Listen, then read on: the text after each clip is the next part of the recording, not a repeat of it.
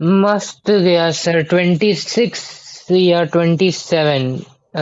Least में 26 जाएगा 30 में से। हम्म, क्या पूछा था उन्होंने? वाइवा में वेव फ्रंट पूछे मेरे को। ये पार्टिकल्स जो ऑसिलेट हो रहे हैं सेम फ्रीक्वेंसी पे ना। सेम फेज में। हाँ हाँ, चलो बोलो। हम्म। यस मैं फ्रीक्वेंसी बोला कि हम्म। Oscillating at the same frequency. हम्म। और वो घूम के मेरे को बोले फ्रीक्वेंसी। हम्म। फिर मैं फिर जाके सबसे पूछा कि हम्म। भैया फ्रीक्वेंसी बोला हो तो बोले हाँ सही फ्रीक्वेंसी तो सही है भाई। फ्रीक्वेंसी भी सही है। और हम्म। फिर मीटर ब्रिज के बारे में पूछे। मीटर ब्रिज के बारे में क्यों पूछना शुरू कर दिया उन्होंने? एक्सपेरिमेंट वगैरह से। एक्सपेरिमेंट प्रैक्टिकल के एक्सपेरिमेंट से भी पूछेंगे। और मीटर वो ब्रिज की प्रोजेक्ट। व्हीट स्टोन ब्रिज की एप्लीकेशन होती है, कुछ नहीं होता यस मीटर। सर।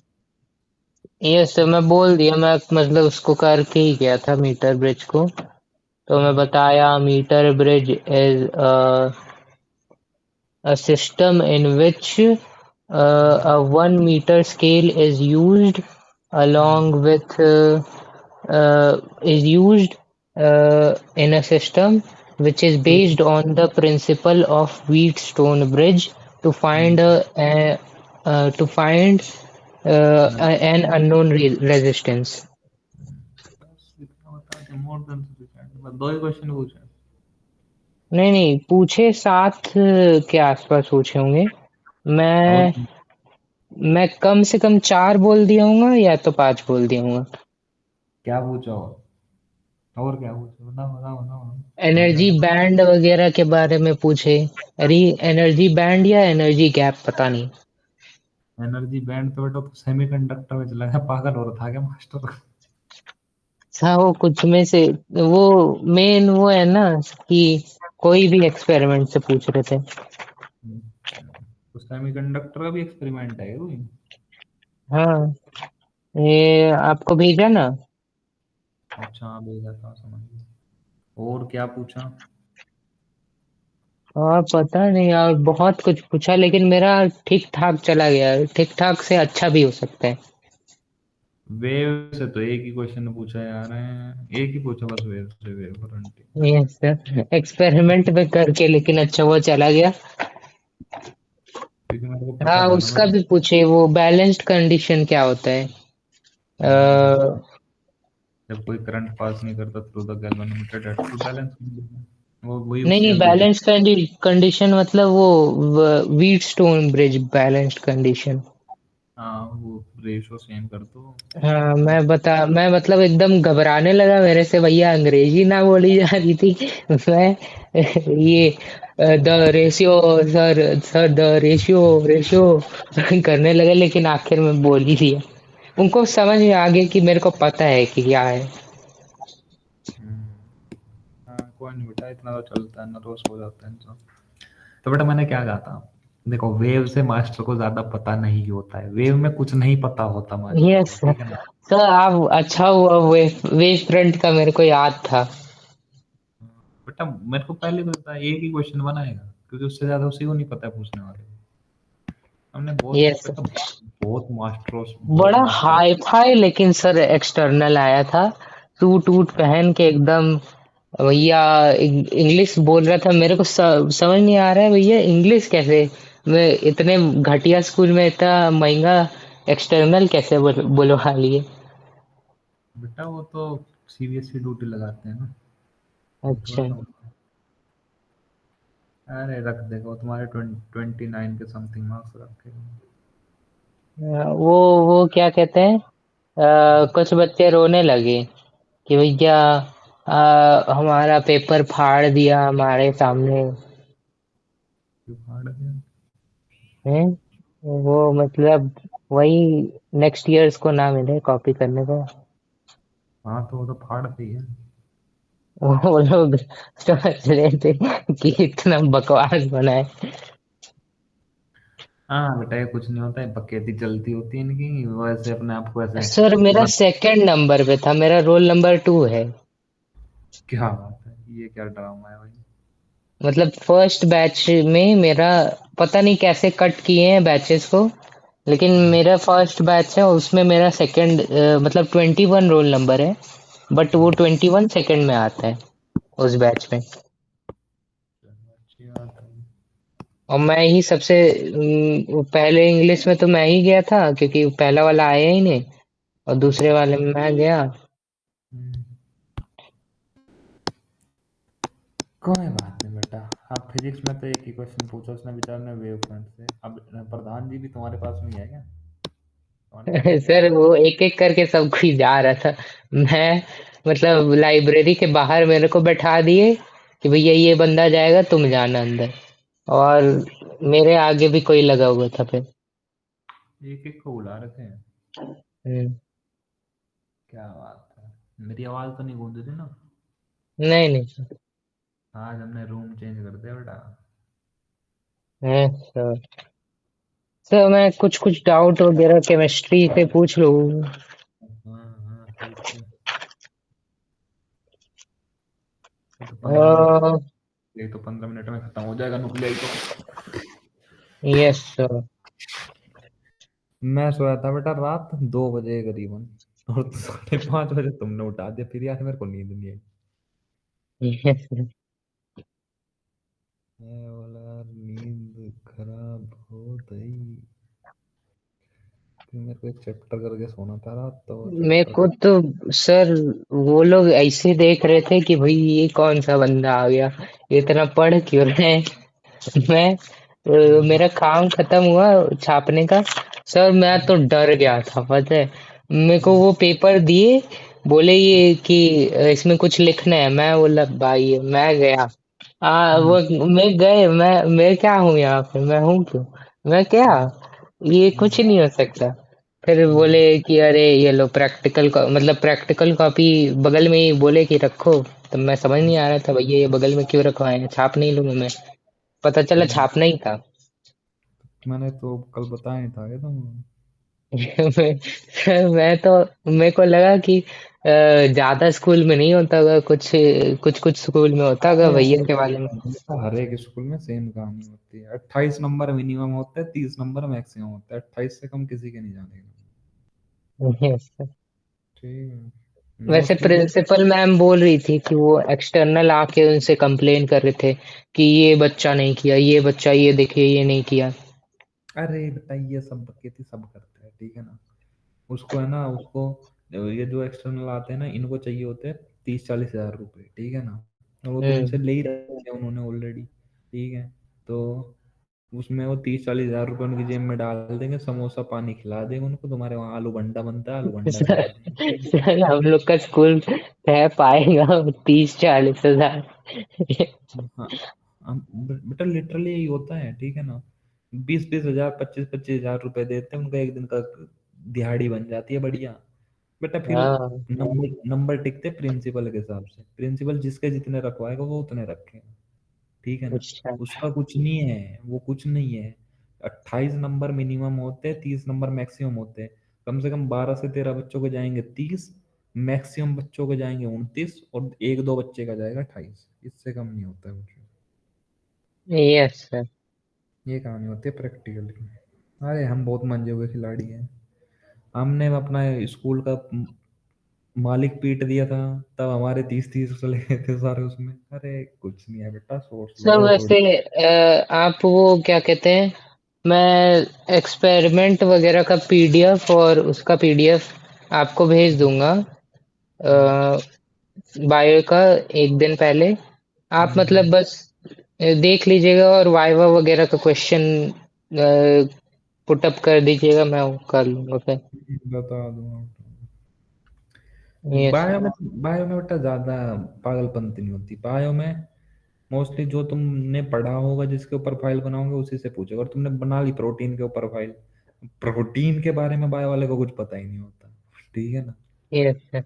वो लिटरली। वो वो पूछ रहे थे, मतलब जो लिखे हैं ना हम लोग, उसमें कॉपी में जो लिखना था एक चूज करके, हम्म उसी में से बोले मतलब सर बोल रहे थे कि ज्यादा मेजोरिटी उसी में से पूछेंगे जो लिखोगे तुम कॉपी में छाप के। उसी में से तो पूछेंगे। मैंने मीटर ब्रिज का पढ़ा था, मैं सवेरे सवेरे उठ के मैंने मीटर हम्म ब्रिज ब्रिज का छाप दिया। हम्म अरे हाँ, एंगल ऑफ डिविएशन का भी पूछी।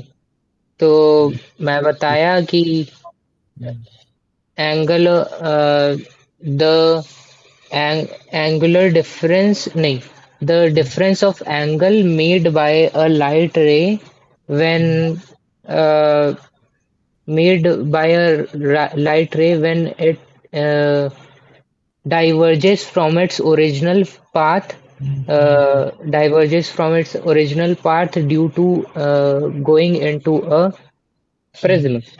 ऐसा करके हम्म बता दी। मतलब हम्म बहुत बीच में स्टटर किया उसमें क्योंकि इतना डर लग रहा था वहां पे, हम्म। लेकिन बोल दिया कोई ये। हाँ, अरे सब देखो, टीचर को पता होता है कि बच्चा नर्वस हो गई, ठीक है ना। यस। अरे हम भी होते हैं भाई, हम कॉलेज में हमारा वाइवा होता है, हमारी फटके हाथ में आ जाते हैं जब होता है। भाई सब डरते यस। हैं। और ये तो कुछ भी नहीं होते कॉलेज में भाई साहब, वैसे ऐसे वे बूढ़े बूढ़े टीचर होते हैं, प्रोफेसर, उनकी उम्र होती है 60-60 साल। भाई उनको उनको देख के और हालत टाइट हो जाती है, और एक बार बोल लेंगे इतना धीमे कि सामने वाले के कान में ना सुने कि पूछा क्या है। और जो उनसे पूछते दोबारा, सर आपने पूछा क्या है, भाई भड़क जाते हैं। यस। अलग ही टोरेबाजी है भाई उनकी। चलो पूछो क्वेश्चन। यस सर, इसमें एन एफ ई में डेल्टा जी का जो फॉर्मूला है, मतलब मेरे को पता नहीं है डेल्टा जी है क्या, लेकिन मैं आप बताए कि 11th का है। डेल्टा जी होता है बेटा गिब्स फ्रीजन। सुन पा रहे हो? जितनी भी यस। एनर्जी होती है किसी भी रिएक्शन में, उन सब का नेट रिएक्शन बेटा गिब्स फ्री एनर्जी होता है। देखो कोई भी रिएक्शन हो रही होगी उसमें internal energy, potential energy, kinetic energy सब होगा, क्योंकि बेटा एटम भी मूव करते हैं, उनके अंदर इलेक्ट्रॉन भी है, सब होती है। उन सभी एनर्जी का समेशन को मिला के एक नई एनर्जी बना देता है, that's called Gibbs free energy. समझ पा रहे हो? Yes sir.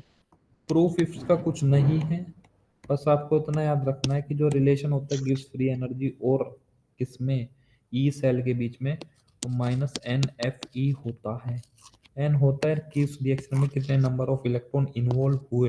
एफ क्या होता है, चार्ज ऑफ फेरेडे, जो कि होता है यस। 9 6 10 एफ का सर कहाँ पे क्या एफ की वैल्यू लगानी है? एफ की बेटा हमेशा वैल्यू लगानी है आपको 96500। सारे क्वेश्चन में। हाँ बेटा, ठीक है। अगर क्या यस। बोलते हैं, अगर शॉर्ट कैलकुलेशन करनी है तो उसको 96,000 भी लिख के काम चला देते हैं, ठीक है। यस। लेकिन बोर्ड के अंदर बेटा लिखनी यही है, ठीक है ना, क्योंकि बोर्ड के मास्टर को सिर्फ यही पता होता है। ये अगर यस कंपटीशन में कोई झूला है तो उसको ये पता होती है वैल्यू कि हमको जल्दी आंसर निकालना होता है। लेकिन बोर्ड वाले ने ये देख लिया ना बेटा, उसका दिमाग घूम जाएगा, वो बोलेगा हैं यस। ये क्या है, ठीक है। तो बोर्ड के पेपर में तो बेटा लिखो हमेशा 96500 ही, ठीक है ना। Yes sir. 96500 कहाँ से आया बेटा, जो अगर आप एक मोल इलेक्ट्रॉन ले लो, चार्ज ऑफ 1 मोल इलेक्ट्रॉन, एक मोल इलेक्ट्रॉन कितना होता है 6.022 इंटू 10 पावर 23। अगर आप इलेक्ट्रॉन ले लोगे, इनका अगर चार्ज निकालोगे, एक इलेक्ट्रॉन पे चार्ज होता है बेटा आपको पता है 1.6 इंटू 10 पावर -19। तो एक मोल इलेक्ट्रॉन का चार्ज आता है बेटा 96500 कूलम। समझ पा रहे हो? बोलो। Yes sir. इतनी बात क्लियर है? Yes sir. बोलो जी बोलो। और सर एफ एफ ई और इनोस में एक, एक मिनट सर। हम्म यस सर। सर वो लॉग बेस 10 का जो सॉल्यूशन करना होता है वो हम्म थोड़ा बहुत मैं भूल गया हूँ। देखो ना, अगर कहीं पे लिखा है लोग वेस्ट एंड 10 की पावर -2, समझ पा रहे हो? Yes sir. पावर क्या होती है आगे आ जाती है, समझ पा रहे हो? Yes sir. तो -2 आगे आ जाएगा, लोग बेस 10 अंदर 10 बचेगा, क्या बोलो है द पावर यस 10। सर। बेटा लोग बेस 10 10 कितना होता है 1 होता है, समझ पा रहे हो? Yes sir. चलो तो -2 × 1, कोई दिक्कत? No sir. और बताता हूँ, अगर मान लो कहीं पे तो लिखा है log base 10, ऊपर 2 लिखा है, नीचे लिखा है log base 10, या ऊपर 3 मान लो, नीचे 2 है, समझ पा रहे हो? बोलो यस सर। इसका सर सोल्व। ये नहीं लिखा रहता है, मतलब ये इसकी जगह वो लिख देते हैं, log base 10 हम्म और फिर 10⁻⁻², मतलब हम्म Q की वैल्यू में हम्म 10⁻², कंसेंट्रेशन, और फिर हम्म 10⁻³ करके कंसेंट्रेशन। ऐसे कोई दिक्कत? नहीं नहीं, डिनोमिनेटर में। डिनोमिनेशन चलो 10⁻²। तो बेटा एक काम कर लो, कल से यहाँ से काट लो, आप नीचे 10⁻1 बचेगा, बोलो है ना? समझ पा रहे हो? Yes sir. इतनी बात क्लियर है? लोग यस। बेस्ड है, तो 10⁻1 ऊपर जाके 10⁻+1 हो जाएगा, बोलो है ना? Yes sir. बेटा पावर आगे आ जाती है तो +1 आगे ले लो, अंदर बचेगा log base 10, log base 10 की वैल्यू 1 होती है, तो इसका पूरे का आंसर 1 आ जाएगा, समझ पा रहे हो? Yes sir. ठीक है, अगर कोई बाई चांस ऐसी वैल्यू बन गई, ये तो बहुत रेयर चांस है कि बने ऐसा पेपर में, तो बेटा इसको कैसे करोगे? log base 10 3 minus log base 10 2।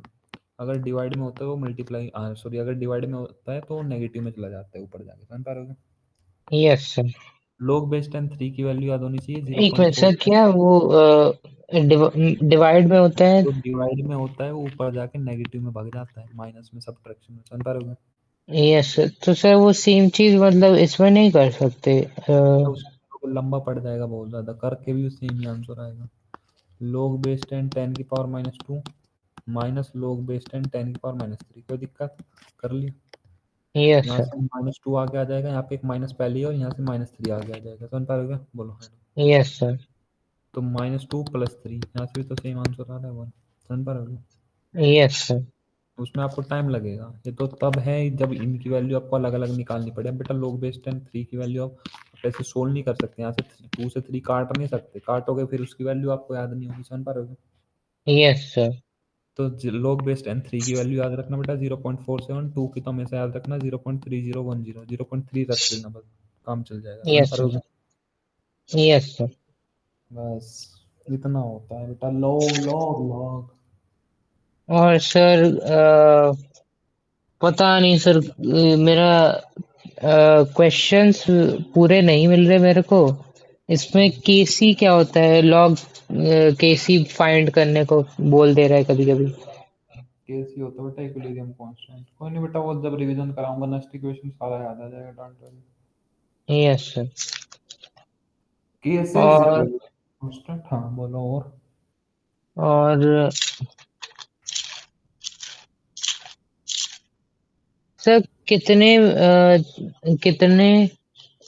Date तक मैं रिवाइज कर लूं फिजिकल केमिस्ट्री कि 10। नहीं, मतलब कि इनऑर्गेनिक का भी टाइम बच जाए मेरे को खुद से करने के लिए?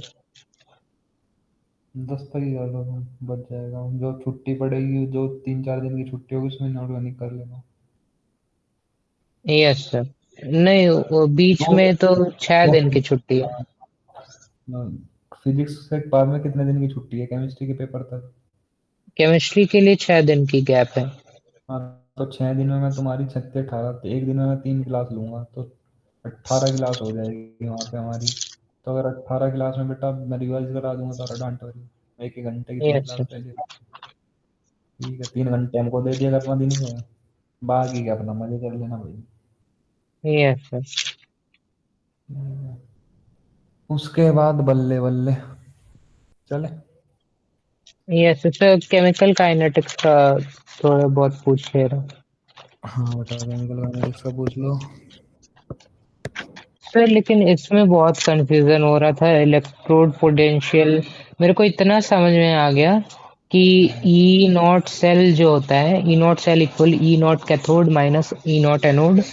तो हम्म, कैथोड में रिडक्शन हम्म, होता है तो उसका रिडक्शन पोटेंशियल जो गिवन होगा वो हम्म, पॉजिटिव में आएगा, और एनोड का नेगेटिव में आएगा, या फिर नेगेटिव में दोनों भी आ सकता है, लेकिन कम नेगेटिव जो होगा वो कैथोड हो जाता है।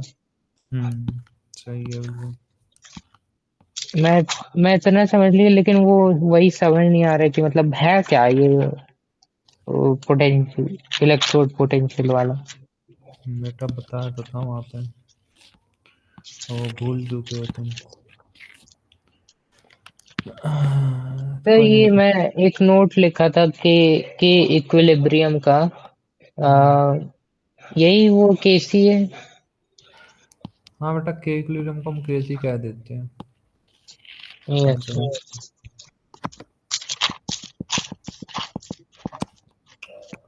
चलो चलो चलो।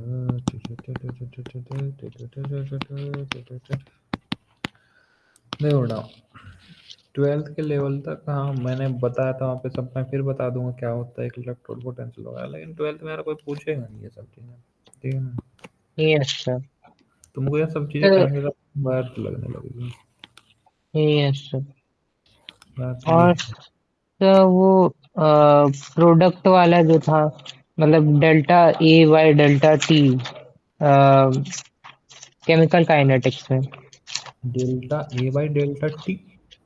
हाँ, वो delta product by delta time, और delta reactant by delta time. अच्छा बेटा, वो तो रेट ऑफ रिएक्शन था। यस, वो रेट ऑफ रिएक्शन में हम्म। नेगेटिव दे रहे हम्म। हैं रिएक्टेंट को, कि नेगेटिव साइन बता रहा है कि हम्म। वो कम हो, मतलब रिएक्टेंट खत्म हो रहा है, और हम्म। प्रोडक्ट में पॉजिटिव दिखा रहा है कि वो बढ़ रहा है। हम्म। हम्म। सही है। और सर ये ऑर्डर ऑफ रिएक्शन में हम्म। ऑर्डर ऑफ रिएक्टेंट्स होते हैं, तो हम्म। वो ए प्लस बी, मतलब ऑर्डर ऑफ रिएक्शन हो जाता है order of hmm. Reactant plus order of product. हम्म। ऐसे मान लो कोई ए प्लस बी से सी बन रहा है, तो अगर मान लो इस जो रिएक्शन है, इसका ऑर्डर, इस रिएक्शन का order with respect to A मान लो 1 है, बन पा रहे हो क्या। Yes sir. Order with respect to मान लो है बी, वो मान लो 2 है, बन पा रहे हो क्या। यस तो सर। अगर ऑर्डर ऑफ रिएक्शन पूछने लगे आपसे कितना होगा, तो बेटा क्या करो, ए का भी ऑर्डर ऐड करो और बी का भी ऐड करो, बन पा रहे हो क्या। प्रोडक्ट से कोई लेना देना नहीं, बन पा रहे हो क्या। देखो, ओ। जब आप रेट लो लिखते हो, rate of reaction is directly proportional to the multiplication of the concentration of product, समझ पा रहे हो क्या? बोलो। Yes sir. और इनकी जो पावर होती है वो ऑर्डर होता है, अगर इसकी पावर एक्स है तो x is order with respect to A, समझ पा रहे हो क्या। और अगर यस इसकी सर। पावर वाई है तो Y is the order of reaction with respect to B, समझ पा रहे हो क्या। Yes sir. क्योंकि रेट वही ऑफ सर, रिएक्शन। तो मतलब ए की पावर वन जैसे करके लिखे रहेगा, और बी की पावर टू करके लिखे रहेगा। हाँ, ऐसे ही लिखा रहेगा। तो रेट लो बोलते हैं इसको बेटा, रेट लो में सिर्फ रिएक्टेंट की बात करते हैं, समझ पा रहे हो क्या। Yes sir. तो उसका ऑर्डर ऑफ रिएक्शन निकालना पड़ जाएगा, तो एक्स प्लस वाई हो जाएगा, समझ पा रहे हो। यस सर, रेट कांस्टेंट याद करना के होगा। हाँ बेटा, कुछ है के उसकी वैल्यू? अरेनियस इक्वेशन ने जो नहीं वैल्यू याद नहीं करनी है बेटा, के की वैल्यू तो चेंज होती रहती है, यस सर। तो टेम्परेचर पे एक्टिवेशन एनर्जी पे डिपेंड करती है, अरेनियस इक्वेशन ने बताया तो था। Yes sir. हम्म। Molecularity of the reaction. Molecularity of the reaction ये होती है कि इस रिएक्शन में कितने मॉलिक्यूल पार्टिसिपेट कर रहे हैं। मान लो कहीं पे ऐसा लिख रहा है बेटा, 2HI से H2 प्लस I2 बन रहा है, समझ पा रहे हो क्या। यस बोलो, सर। तो इसमें कितने मॉलिक्यूल हैं, दो, तो इसकी मॉलिक्यूलरिटी कितनी होगी। दो। अगर मान लो कहीं पे ऐसे लिख रहा है H2 प्लस I2 से 2HI बन रहा है, समझ पा रहे हो क्या। इसकी मॉलिक्यूलरिटी दो होगी, एक मॉलिक्यूल इसका एक मॉलिक्यूल इसका, समझ पा रहे हो क्या। सिर्फ रिएक्टेंट देखते हैं। सिर्फ रिएक्टेंट देखते हैं। अगर मान लो कहीं पे ऐसे लिख रहा है, क्या लिख रहा, क्या लिखो भाई, कोई भी एक रिएक्शन बता दो, कुछ भी लिख रहा है, मान लो 3 एन मॉलिक्यूल लिख एच रहे हैं। Four N O two N two plus two H two. H NH4 two. NO2, NH4 और NO2 को अगर हीट करोगे तो N2 प्लस H2O बनेगा, समझ पा रहे हो। Yes N2O sir. तो बेटा इसमें कितना मॉलिक्यूल पार्टिसिपेट कर रहा है? एक मॉलिक्यूल पार्टिसिपेट कर रहा है, तो इसकी मॉलिक्यूलरिटी होगी यूनिमोलिकुलर रिएक्शन। समझ पा रहे हो? Yes sir. Order of reaction बेटा पॉजिटिव नेगेटिव फ्रैक्शन में सब आ सकता है, लेकिन मॉलिक्यूलरिटी हमेशा होल नंबर में ही आएगी। होल नंबर मतलब एक यस दो सर। तीन चार पाँच, पाँच तो हो भी नहीं सकती मैक्सिमम। Natural number. हाँ, मैक्सिमम तीन तक ही हो सकती है बस। Yes sir. सर आपने बताया यूनिट ऑफ रेट कांस्टेंट तीन हाँ। टाइप, तीन में हो सकते हैं, जीरो ऑर्डर रिएक्शन, फर्स्ट हम्म। ऑर्डर रिएक्शन हम्म। और सेकंड ऑर्डर रिएक्शन। लेकिन हम्म। एक आपने क्वेश्चन करवाया था, calculate the order of reaction hmm. Rate equals to K A और ए की पावर 1/2 हम्म। और फिर इनटू में बी हम्म। और बी की पावर 3/2। तो ए, उसमें ए की पावर 1/2, बी की पावर 3/2 है ना? यही है ना? नहीं नहीं सर, 3/2 ए की पावर और हम्म। बी की पावर -1। ठीक है। हम्म। इसका वैल्यू आता है ऑर्डर ऑफ रिएक्शन का one hmm. By two, half hmm. Order reaction. तो इसका हम्म। कोई यूनिट वगैरह नहीं याद करना होगा? बेटा ऑर्डर ऑफ रिएक्शन का कोई यूनिट नहीं होता है। नहीं, ठीक है। Unit of rate constant for half order reaction. नहीं बेटा, हाफ ऑर्डर रिएक्शन के लिए तो आपको जनरलाइज निकालना ही पड़ेगा, ठीक है ना? जनरल निकालना निकालना पड़े। ही। भैया अगर मैं आपसे पूछूं, जैसे मान लो जीरो ऑर्डर रिएक्शन का डायरेक्ट आपको याद होना चाहिए मोल पर litre second inverse, first order का डायरेक्ट यस सर। आपको याद होना चाहिए सेकंड इनवर्स, ठीक है ना बेटा? ठीक है। Yes sir. सेकंड ऑर्डर का भी डायरेक्ट याद होना चाहिए, ठीक है ना? लेकिन yes sir. Half order reaction is not a general reaction, समझ पा रहे हो क्या? तो उसका तो आपको यस निकालना सर। पड़ेगा। कैसे निकालोगे भाई? आपको पता है रेट इक्वल टू के ए की पावर 1/2। अगर ऐसे लिख रहा है तो ये हाफ ऑर्डर रिएक्शन नहीं होगी, मैंने लिख ली कोई भी एक जनरल रिएक्शन। समझ पा रहे हो क्या? Yes sir. बोलो। रेट को आप कैसे लिख सकते हो? चेंज इन कंसंट्रेशन ऑफ ए और चेंज इन टाइम। समझ पा रहे हो क्या? Yes sir. तो के की इसकी क्या होती है बेटा? चेंज इन कंसंट्रेशन क्या होता है? कंसंट्रेशन की unit that is equal to mole time second. बोलो है ना? समझ पा रहे हो क्या? Yes sir. कंसंट्रेशन की यूनिट होती है मोल पर लीटर। कंसंट्रेशन मतलब मोलैरिटी। समझ पा रहे हो क्या? Yes sir. इधर क्या आ जाएगी? मोल पर लीटर सेकंड 1/2। समझ पा रहे हो क्या? बोलो है ना? Yes sir. तो यहाँ से आप निकालोगे के, यहाँ पे बेटा मोल पर लीटर की पावर एक है यहाँ पे पहली, ये इधर आएगा, ये यस सर। इधर जाएगा, तो अब ये नीचे आके 1 - 1/2 हो जाएगा क्या? बोलो है ना? समझ पा रहे हो? Yes sir. और नीचे बच जाएगा सेकंड, तो यहाँ पे हो जाएगा मोल पर लीटर की पावर 1/2, और नीचे ये ऐसे इसको ऐसे लिख लो सेकंड इनवर्स। समझ पा रहे हो क्या? Yes sir. ठीक है। तो बेटा ये तो बहुत रेयर चांस है कि आपसे सब चीज पूछी जाए कि हाफ ऑर्डर की बता दो, ठीक है ना? ये सर नहीं, मतलब आप सिर्फ ऑर्डर ऑफ रिएक्शन निकालने को बोले, मतलब यूनिट नहीं। मतलब यूनिट अपने से पूछ रहा हूँ। और नहीं बेटा, यूनिट नहीं पूछेगा आपसे हाफ ऑर्डर की, वो तो फिर आपको निकालना पड़ेगा। Yes sir. Yes sir, CBSE फिलहाल ऐसा के लिए सर इतना ही, मतलब रिवीजन किया मैं।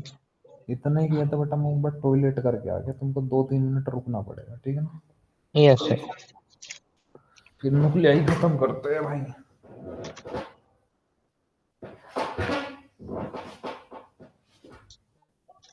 Conductance.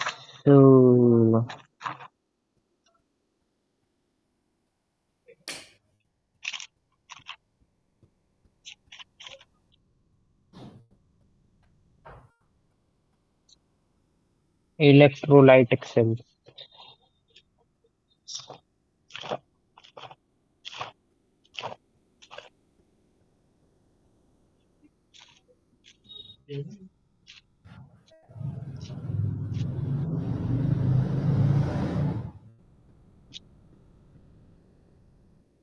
In electrolytic cells, electrical energy gets converted into chemical energy. The resistivity of electrolytic cell decreases as the temperature increases, unlike electrochemical cells. This is because of ions present in the electrolyte that increase in their kinetic energy. The increase in kinetic energy allows the ions to move more freely and quickly, enhancing their ability to conduct electricity. Electrolysis discharge of ions in presence of external supplies.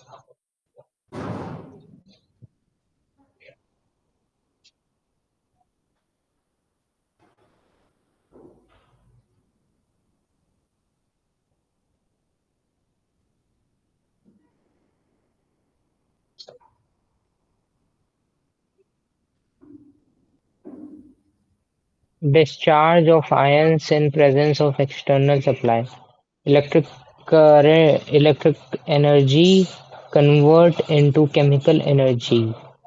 Chemical charge occur. Electrolysis of molten NaCl. Molten state is not aqueous. Na plus Cl minus, positive terminal, anode, negative terminal, cathode. At anode, positive charge. At cathode, negative charge. Cl2 gas is produced at anode. Sodium is produced at cathode.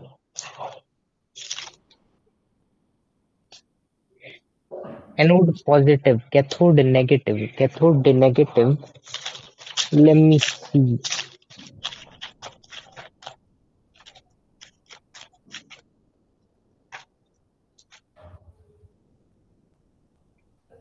Same phase. Ah, I should have said phase. Why didn't I say phase? Phase, phase, phase, phase. Zn2 plus इधर बन रहा है भाई. Electron इधर से किधर जा रही है? So zinc rod, which is partially similar to the where zinc can slowly dissolves into the. हाँ, यहाँ से इलेक्ट्रॉन बन रहे हैं और इलेक्ट्रॉन यहाँ से जा रहे हैं. ये ऑक्सीडेशन हाफ सेल में. ऑक्सीडेशन हाफ सेल में क्या हो रहा है भाई? कच्छो नहीं हो रहा है. रिडक्शन हाफ सेल में क्या हो रहा है भाई? कच्छो नहीं हो रहा है भाई. रिडक्शन हो रहा है, reduction. Electrolysis of aqueous NaCl.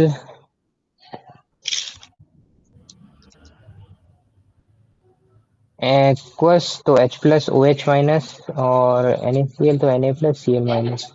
Mummy क्या पूछ रहे थे, जल्दी बताओ. क्या पूछ रहे थे?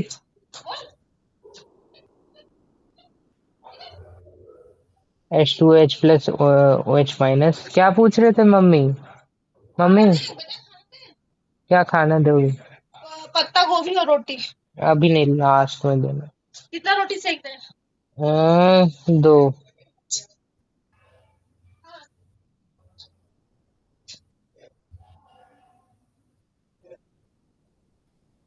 If there are two or more species with low reduction potential at anode, then the lowest reduction potential will be oxidized. If there are two or more species with low reduction potential at anode, low reduction, low, low.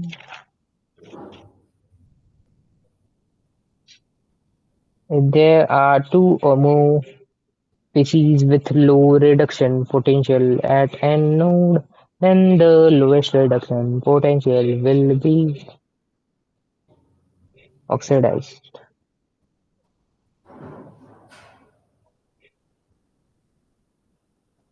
If there are two or more species with high reduction potential at cathode, then the highest reduction potential on one will get reduced. Aqueous NaCl, H plus OH minus, Na plus and Cl minus.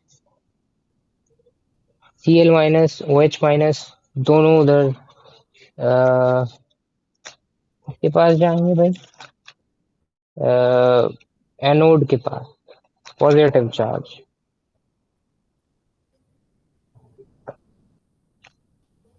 At cathode a negative charge OH minus and A plus.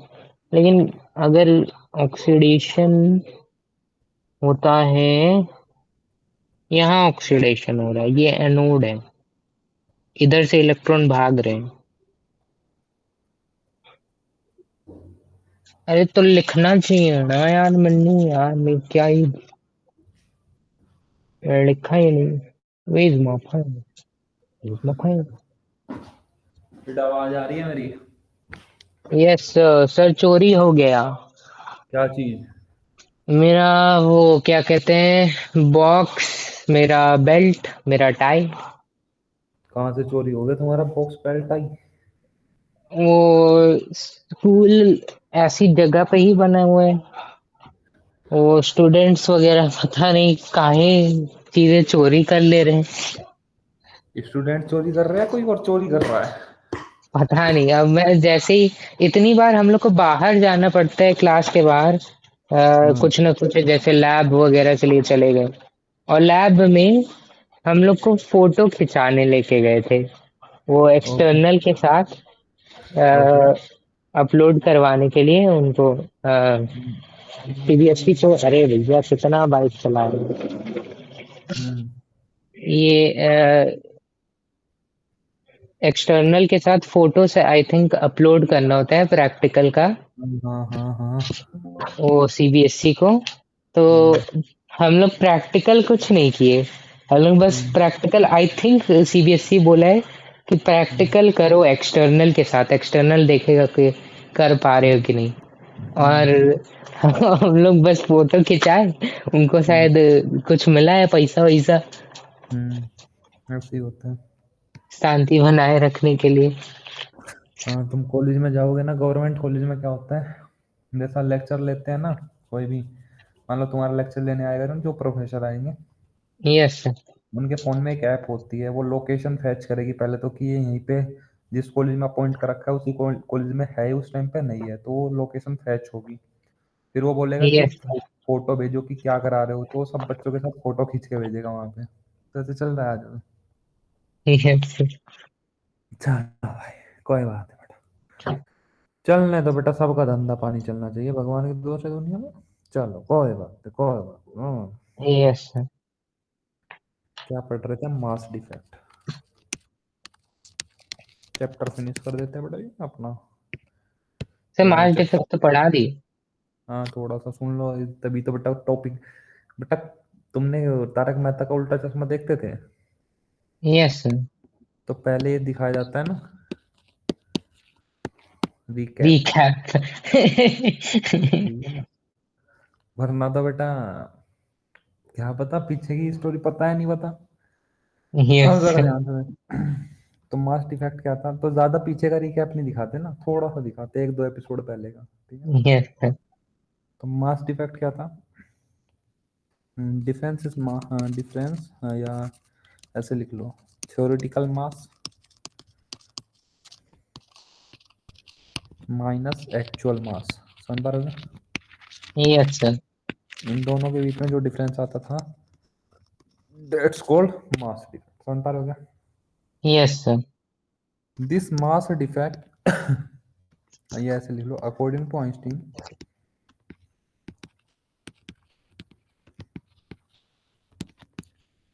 This mass defect is converted into energy. किस में convert हो जाता है बेटा? Energy. And this energy is release out. ये energy क्या होती है बेटा? बाहर निकलती है during formation of the nucleus. समझ पा रहे हो क्या? Yes sir.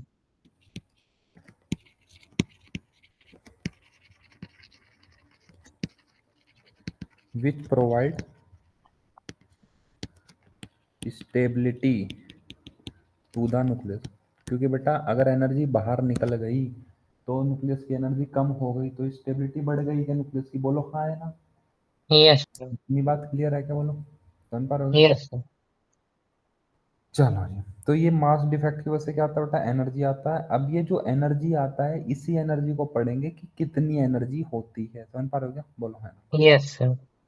एक क्वेश्चन ले लेता हूँ ताकि आप मास डिफेक्ट निकाल सको भाई, वरना तो दिमाग में चलता रहेगा mass defect mass defect mass defect.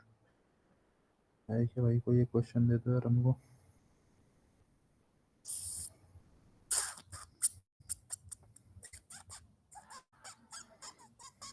Sir दिक्कत बायोलॉजी में आएगी कि मैं तो जानता ही नहीं भैया, मैं ज्यादा बायो पढ़ा ही नहीं साल भर में।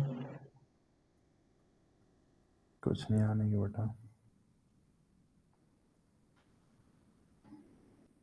और सर टॉपिक वगैरह केमिस्ट्री का कुछ बता दीजिएगा, उसी में से पूछेंगे, बोले तो हैं। हम्म,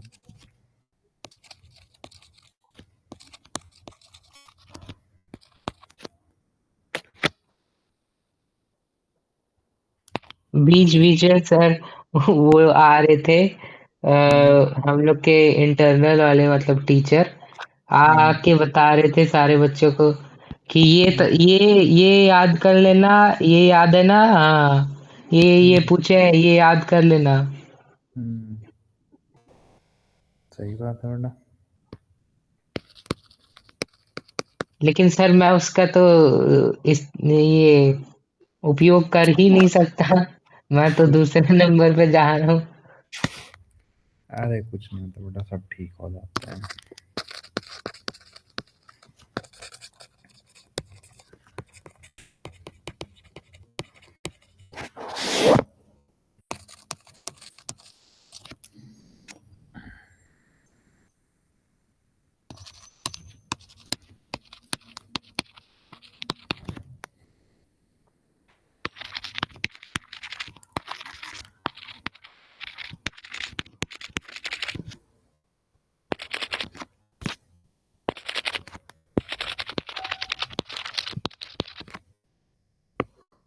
यार इसका ये बंद भी हो सकता है क्या? कौन सी सेटिंग थी भाई वो?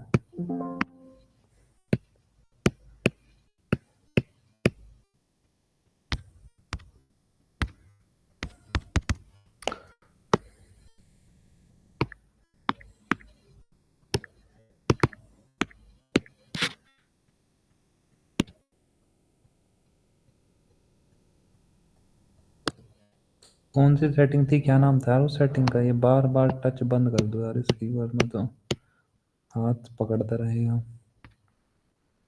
कौन सा सर? क्या नाम था यार उस सेटिंग का? डिवाइस मैनेजर है क्या?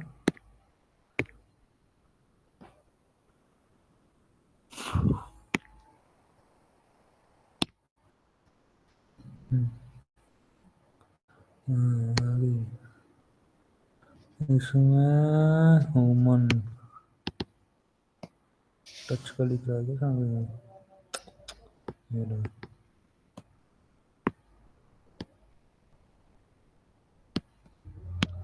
अब ठीक है, अब नहीं पकड़ने का मेरा हाथ, बार बार खून पी गया तुमने। कहाँ गया यार? हाँ, देखो एकदम मास ऑफ न्यूट्रॉन। न्यूट्रॉन का मास कितना होता है भाई तुमको? 1.0088 EMU and mass of proton is 1.0072 EMU. Find out mass difference. ऐसे क्वेश्चन पूछता है बेटा, ध्यान से सुनना। ये क्या बोल रहा है? Helium nucleus is made up of 2 proton and 2 neutron. आपको पता है हीलियम के न्यूक्लियस के अंदर 2 प्रोटॉन होंगे, 2 न्यूट्रॉन होंगे, समझ पा रहे हो क्या? Yes sir. The actual mass of helium nucleus, बेटा एक्चुअल मास क्या है? एक्चुअल मास है बेटा 4.001265 एएमयू एटॉमिक मास यूनिट में चला रखा है इसने सारी कहानी, समझ पा रहे हो क्या? Yes sir. एकदम मास ऑफ न्यूट्रॉन उसने इतना दे दिया, mass of neutron 1.0088 AMU and mass of proton दे दिया 1.0072 AMU. Find out mass defect. आपको पता है मास डिफेक्ट होता क्या है भाई? Theoretical mass of nucleus minus actual mass of nucleus, समझ पा रहे हो क्या? Yes sir. इतनी बात क्लियर है बेटा?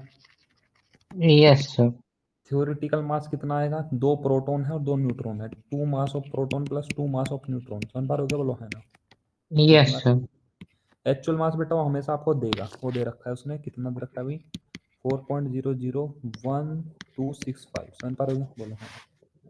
Yes sir. तो मास ऑफ प्रोटॉन उसने दे रखा है बेटा, जो दे रखा है वो वही हमेशा यूज करना है। समझ पा रहे हो क्या? Yes sir.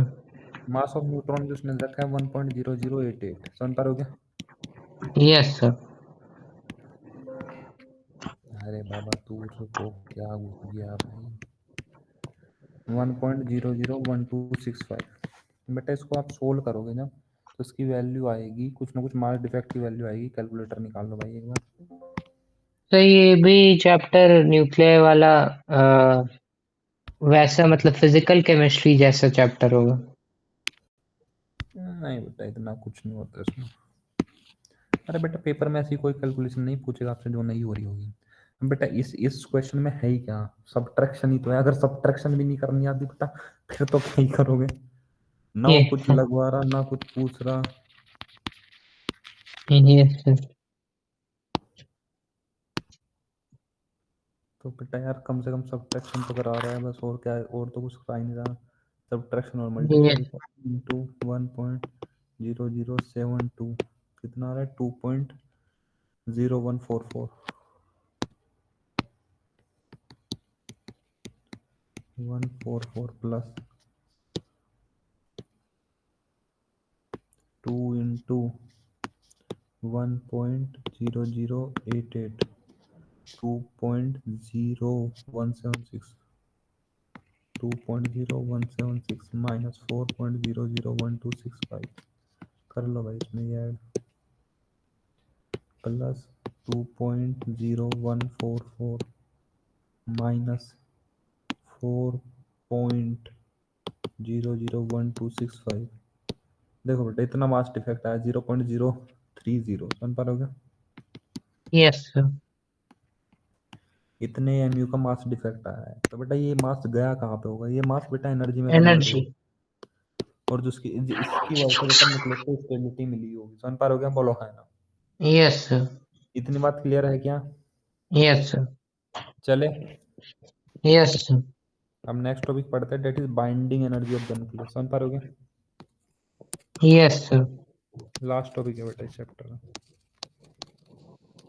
सर क्वेश्चन 39 वाले कब तक मतलब 30 तो मैक्स कितन कब कब मतलब कल की आज? कल करेंगे बेटा। नहीं आज 10 कर लेंगे, अभी देखेंगे कितने हो पाएंगे। ठीक है ना? क्या टाइम यस हुआ सर। है? 8:23। 9 9 10 बजे तक तो मैं यहीं पे हूँ। 9 10 तक खाना खाने 9 10 पे जाऊंगा। Yes sir. तब तक 9 10 पे निकलूंगा। अब जरा देखो बेटा बाइंडिंग एनर्जी ऑफ न्यूक्लियस होता क्या है। पहले मैं डेफिनेशन चिपका दूं फिर मैं फील कराता हूँ। This is the energy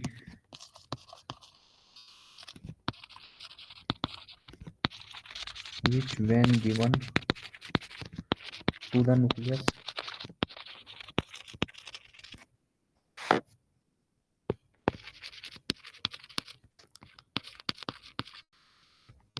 all nucleons are, nucleons क्या होता है बेटा? प्रोटॉन एंड न्यूट्रॉन जो न्यूक्लियस के अंदर रहते हैं उनको न्यूक्लियंस बोलते हैं। समझ पा रहे हो? Yes sir. Nucleons are separated to infinite distance. देखो बेटा ये क्या होती है बेटा। आप एक बात बताओ, जब न्यूक्लियस बना होगा, किसी भी एटम का न्यूक्लियस बना होगा तो बेटा प्रोटॉन न्यूट्रॉन पास पास आए होंगे तभी तो बना होगा। समझ पा रहे हो क्या? यस या सर। तो बेटा कुछ एनर्जी रिलीज होती है क्या जब न्यूक्लियस बनता है? समझ पा रहे हो क्या? आपने अभी देखी मास यस डिफेक्ट सर। से एनर्जी रिलीज हो रही है। तो अगर बेटा मैं उतनी ही एनर्जी वापस न्यूक्लियस को दे दूं तो बेटा क्या वे सारे प्रोटॉन न्यूट्रॉन अलग अलग हो जाएंगे? सोच के देखो यस सर। भाई। देखो यहाँ पे प्रोटॉन बैठा और यहाँ पे न्यूट्रॉन बैठा है, यहाँ पे एक और प्रोटॉन बैठा है, यहाँ पे एक और न्यूट्रॉन बैठा होगा। ये चारों एक जगह आए। समझ पा रहे हो क्या? Yes sir. ये बना दिया इन्होंने हीलियम का न्यूक्लियस। समझ पा रहे हो क्या? तो जब हीलियम का न्यूक्लियस बना तो बेटा एनर्जी रिलीज हुई क्या, बोलो है ना? सिंपल हो गया, एनर्जी रिलीज हुई क्या? Yes sir. इस एनर्जी की वजह से बेटा ये स्टेबल है क्या न्यूक्लियाई, बोलो है ना? सर एक मिनट। Okay okay. नहीं मैं नहीं खाऊंगा, मैं नहीं खा, मैं अपने से खा लूंगा बाद में। नहीं मैं नहीं खा, मैं नहीं खाऊंगा, मैं नहीं खाऊंगा यार। नहीं नहीं।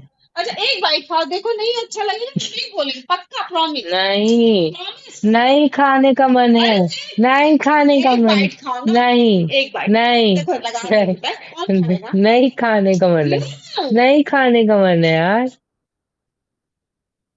बहुत राड़ी हो।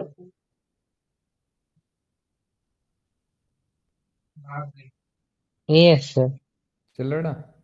Yes sir. तो देखो, जब हीलियम का न्यूक्लियस बना होगा तो बेटा दो प्रोटॉन पास में आएंगे, दो न्यूट्रॉन पास में आएंगे, इतनी बात क्लियर है क्या, बोलो है ना? Yes sir.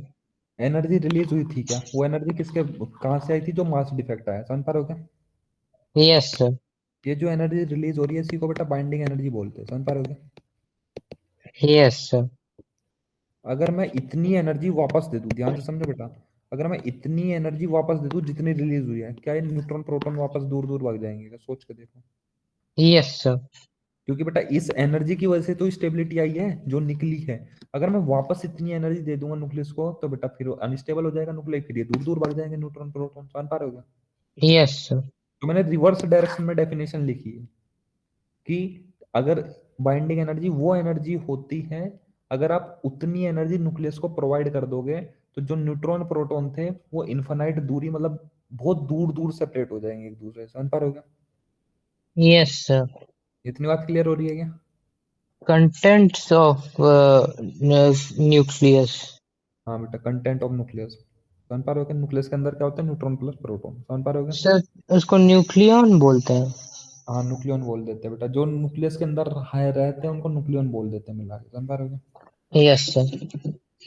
चलो, यस सर। अब आ जाओ बेटा। तो जो बाइंडिंग एनर्जी है ये कहाँ से आती है बेटा, ये जो बाइंडिंग एनर्जी है ये कहाँ से आई, ये जो एनर्जी आती है, ये जो रिलीज हो रही है यही बाइंडिंग एनर्जी है, लेकिन मैंने उल्टे वे में डेफिनेशन लिखी है उसकी ताकि समझ में आ जाए थोड़ा बहुत, समझ पा रहे हो क्या? Yes sir. तो ये जो बाइंडिंग एनर्जी आती है बेटा ये मास डिफेक्ट की वजह से ही तो आती है, समझ पा रहे हो? बोलो है ना? Yes sir. डेल्टा एम क्या है, मास डिफेक्ट, समझ पा रहे हो? Yes sir. इतनी बात क्लियर है क्या? Yes sir. अब एक क्वेश्चन करते हैं, क्वेश्चन में बेटा एक मतलब हल्का सा डेरिवेशन करते हैं जिसकी वैल्यू फिर आपको याद रखनी है। डेरिवेशन आ सकता है। नहीं बेटा, इसकी जो रिजल्ट आएगा वो याद रखना है। अगर यस बेटा सर। मास डिफेक्ट 1 AMU का है, जाहिर सी बात है बेटा, आप एक्चुअल मास, हाँ सॉरी, थ्योरेटिकल मास माइनस एक्चुअल मास करोगे बेटा न्यूक्लियस का, तो आपका अगर मान लो मास डिफेक्ट 1 AMU का आ गया, समझ पाओगे, बोलो है ना? Yes sir. तो अगर मास डिफेक्ट 1 AMU का है तो कितनी एनर्जी रिलीज हुई होगी, समझ पा रहे हो क्या? क्योंकि मास यस डिफेक्ट सर। किसमें कन्वर्ट होता है, एनर्जी में कन्वर्ट होता है, इतनी बात फील कर पा रहे हो? Yes sir. तो energy corresponding to 1 AMU mass defect, तो बेटा एनर्जी का फॉर्मूला होता है delta M equal. M C. Yes sir. Delta M की वैल्यू क्या दे दी बेटा, अब की बार 1 AMU। अब बेटा इस, अब जरा ध्यान करो, सी क्या होता है, स्पीड ऑफ लाइट, समझ पा रहे? और स्पीड ऑफ लाइट होता है, अगर आपको याद हो, 3 × 10⁸ मीटर पर सेकंड, इतनी बात क्लियर है क्या? Yes sir. बेटा ये सर आप, वो मास डिफेक्ट को डेल्टा है मतलब डिफरेंस ऑफ मास में क्यों कर रहे हैं। बेटा डेल्टा एम थ्योरेटिकल मास माइनस एक्चुअल मास, किसी का भी आप डिफरेंस करोगे तो डेल्टा से ही तो डिनोट करोगे, यस यस। ठीक है? तो ये जो स्पीड ऑफ लाइट है बेटा मीटर पर सेकंड स्टैंडर्ड है, तो मीटर भी स्टैंडर्ड क्वांटिटी होती है, सेकंड भी स्टैंडर्ड क्वांटिटी होती है, समझ पा रहे हो? Yes sir. तो मास की स्टैंडर्ड क्वांटिटी क्या होती है, केजी। केजी, तो 1 AMU में कितने केजी है?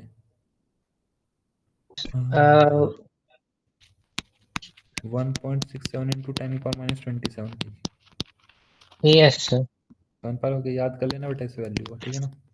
Yes sir. तो 1.67 इंटू 10⁻⁻27, सी का स्क्वायर मतलब 3 × 10⁸ इंटू 3 × 10⁸ इतनी बात क्लियर है क्या बेटा? बोलो। Yes sir. तो जो एनर्जी रिलीज होगी यहाँ से वो होता है बेटा 931.5, ठीक है ना, मेगा इंटू 10⁶ इलेक्ट्रॉन वोल्ट, समझ पा रहे हो क्या? अब ये ऐसे आता है इंटू 1.6 इंटू 10⁻⁻19 इंटू यहाँ पे जूल आएगी, समझ पा रहे हो क्या? बोलो है ना, इतनी एनर्जी रिलीज होगी, समझ पा रहे हो क्या? Yes sir. लेकिन इसको हम अपने फायदे के लिए देखो बेटा कैसे लिखेंगे, 931.5, समझ पा रहे हो क्या? बोलो है ना, ठीक है। Yes sir. 32.5 बेटा 10⁶ को लिख लेते हैं mega, that is equal to capital है, समझ पा रहे हो क्या? बोलो है ना। Yes sir. 1.6 इंटू 10⁻⁻19 ये चार्ज हो जाता है बेटा इलेक्ट्रॉन, तो ई लिख लिया, समझ पा रहे हो क्या? यस बोलो। सर। बेटा जूल को चाहे जूल लिख लो या वोल्ट लिख लो, बात एक ही होती है, समझ पा रहे हो क्या? Yes sir. तो इलेक्ट्रॉन वोल्ट, इतनी एनर्जी रिलीज होती है अगर मास डिफेक्ट 1 AMU का है। अगर अब मैं डायरेक्ट आपसे क्वेश्चन पूछूं, if mass defect is of 0.8 AMU, find out 0.8 into 931.5 find m। Out energy release, कितनी एनर्जी रिलीज होगी इन इलेक्ट्रॉन वोल्ट। तो बेटा आप कैसे करोगे, तो एनर्जी इक्वल टू एक एएमयू का होता है तो 931.5 होती है, 0.8 है तो 0.8 कर दो, जो भी वैल्यू आएगी बेटा वो इलेक्ट्रॉन वोल्ट में आएगी, समझ पा रहे हो? Yes sir. मतलब इतनी बात क्लियर है कि मेगा इलेक्ट्रॉन वोल्ट में आएगी, समझ पा रहे हो? बोलो है ना। Yes sir. तो दिक्कत नो सर। समझ में आ गया? Yes sir. बाइंडिंग एनर्जी का फॉर्मूला बता दूं कैसे लिखोगे? Yes sir. चलो बता देता हूँ। आपको पता है बाइंडिंग एनर्जी क्या होती है, delta M C square. Delta M क्या होता है, मास डिफेक्ट, समझ पा रहे हो क्या? Yes sir. अब मास डिफेक्ट कैसे निकालते हो ध्यान से समझो। देखो बेटा मास डिफेक्ट निकालते हैं, अगर मान लो कोई एक ये एटम है जिसका एटॉमिक नंबर कितना है, जेड है, मास नंबर ए है, समझ पा रहे हो क्या? बोलो है। Yes sir. तो इसके अंदर नंबर ऑफ प्रोटॉन कितने होंगे और नंबर ऑफ न्यूट्रॉन कितने होंगे, बोलो। Number of proton Z, hmm, और number of neutron Z minus A. बेटा A minus Z. A minus. तो इसको आप कैसे लिखोगे, एक्चुअल थ्योरेटिकल मास में Z into mass of proton, बोलो है ना, समझ पा रहे हो क्या? बोलो। Yes sir. Plus A minus Z into mass of neutron, बोलो है ना, समझ पा रहे हो क्या?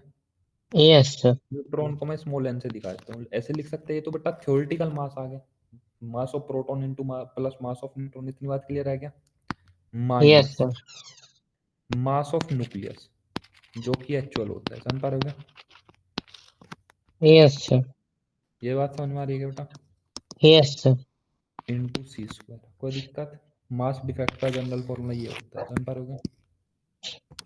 Yes sir. क्या ये बात समझ में आई है? Yes sir. बेटा किया कुछ नहीं है, इस फॉर्मूले ने 12th में देख के हवा टाइट हो जाती है, बेटा कुछ नहीं है।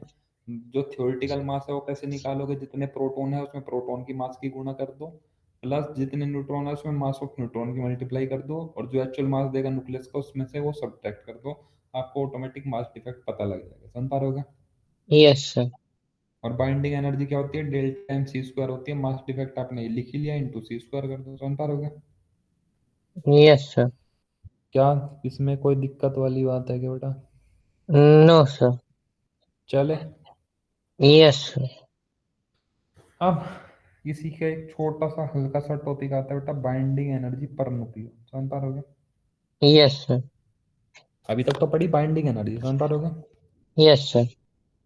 अब पढ़ेंगे बाइंडिंग एनर्जी पर न्यूक्लियन।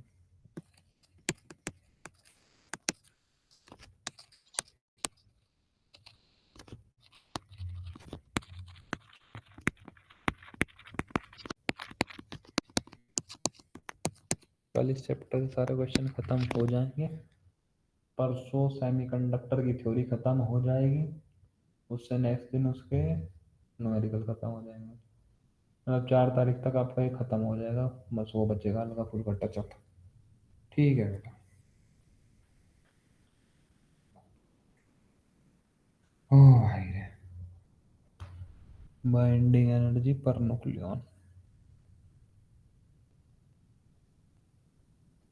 पहला पेपर 21 को फिजिक्स है ना बेटा? Yes sir. मतलब पहला पेपर तो 17 को है, फिजिकल एजुकेशन। मैं हाँ, प्रोबेबली 14 से कोई 14, दिक्कत 15, वाली 16। कोई दिक्कत वाली बात नहीं है। तो मैं आपका 10 दिन में पहली बुक का रिवीजन करा दूंगा बेटा फिजिक्स की, ठीक है ना? Yes sir. 4 तारीख से 14 तारीख तक मैं पहली बुक का रिवीजन करा दूंगा आपकी। जो यस सर। छुट जो छुट्टी होगी, प्रिपरेशन लीव होगी, उसमें हम सेकंड बुक का रिवीजन कर लेंगे। उसके बाद में बेटा भगवान जाने और तुम जानो, ठीक है ना? Yes sir. यहीं तक था सफर अपना, तुम्हें है लौट कर जाना, है बेटा? Yes sir. चलो। ओ, हो। सर लेकिन मतलब बायो के लिए हो सकता है, मैं बोल। बायो के लिए देखेंगे बेटा, बायो के लिए बता देना मेरे को। Yes sir. बायो क्योंकि बेटा मैं चाह रहा हूँ कि अब की बार कोई ऐसे बच्चे बचे जो शुरुआत से पढ़े, फिर साला रिजल्ट आए बढ़िया। यस बहुत बहुत रेयर चांस होता है कि कोई बच्चा आता ही नहीं शुरुआत में। खाना नहीं खाओगे? पक्का? एंडिंग एंड पर नकली। ओह भगवान। सर मैं एक बच्चे को तो जानता हूँ, नवनीत करके है। अब वो मतलब पढ़ना वो जेई का चाहता है, आई थिंक जेई का चाहता है।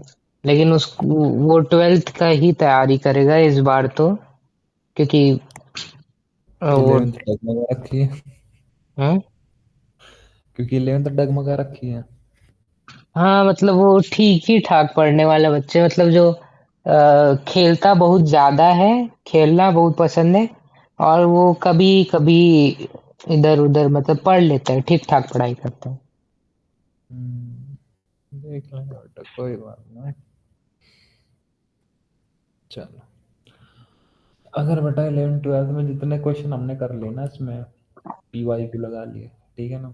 और अगर तुम यस 11th सर। में भी तुम पीवाई क्यू लगा लो तो मेंस निकल जाएगा बेटा, ठीक है ना? Yes sir. मेंस का लेवल इतना ज़्यादा टफ लेवल नहीं है मेंस का कि बहुत ज़्यादा टफ है, ठीक है ना? बस थोड़ा सा हल्का सा एनालिटिकल माइंड सोचता है, ठीक है ना? Yes sir. हाँ लेकिन बेटा एडवांस के लिए भाई पढ़ाई करनी पड़ती है भाई, एडवांस तो भाई एडवांस है, चले। सर एडवांस वाले लोग क्या लाइफ जीते होंगे। बेटा उनके माँ बाप उनकी प्रिपरेशन 8th 7th 8th से डाल देते हैं, समझ पा रहे हो? Yes sir.